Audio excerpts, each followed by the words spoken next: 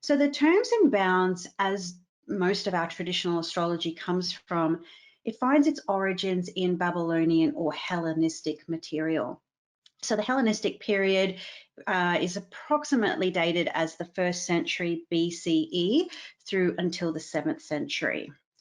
And so what we find with these source texts is that authors such as Firmicus Maternus and Vettius Valens, they often mention the terms or the bounds in their early works, even before they mention things to do with houses or even aspects. So what the terms and bounds are is a division of each of the 12 zodiac signs. So the 12 zodiac signs get divided by 5 and they eventually become 60. So you could almost see it as like having 60 sun signs or 60 iterations of each of the signs. So the terms, or the phrase, I should probably say, of terms and bounds are kind of interchangeable. So I'll just explain a little bit about how that all came to be. So the term, well, the phrase bounds comes to us from the more Hellenistic era of astrology, where in ancient Greek language, it describes, the word was horion, which we can translate to mean boundaries.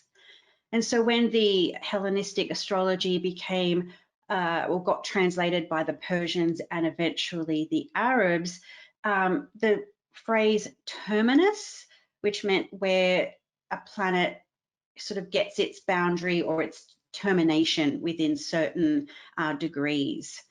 And that's the more Arabic or medieval term for the terms. However, I just tend to kind of bounce between the two. Some people tend to use the term bounds. Some people use the term terms. For me, it just tends to roll off the tongue either or. So if I am bouncing between the two terms, or the two phrases in the lecture, which I will, they do actually mean the same thing. There are some sources and some astrologers that you'll sometimes hear that a planet was within its own confines. And that is a phrase or a term that was the way that Robert Schmidt used how to describe this technique. So sometimes you'll hear that too. I often hear Benjamin Dykes using that phrase the most. So what it is unequal divisions of each of the signs. So what we will find is that in some of the ancient technologies, ancient astrologies, is that some of the techniques just didn't seem to make it into the modern day. So we've been really using ancient astrology or these traditional techniques for a good sort of 20, almost 30 years now. And there are a couple of techniques that perhaps undeservingly so have not become as popular or as used as, say, profections, for instance. And some of the reasons for this, and Fedaria is another technique that I feel that probably hasn't got as much of a renaissance, if you like, is because of some of the logic behind the invention, if you like, or the development of these techniques. And the terms and bounds is one of those, probably because just to add another level of confusion to these seemingly irrational or illogical divisions, is that there's also more than one system of division. So a bit like houses, there are different ways to divide up the sky. The same with the terms and bounds. There are different ideas around how these 5 divisions within each sign come about. Although those divisions are not, there's not much variance in them, but most astrologers that use this technique tend to lean towards the Egyptian, what's called the Egyptian bounds, which is what I am going to be outlining for you today.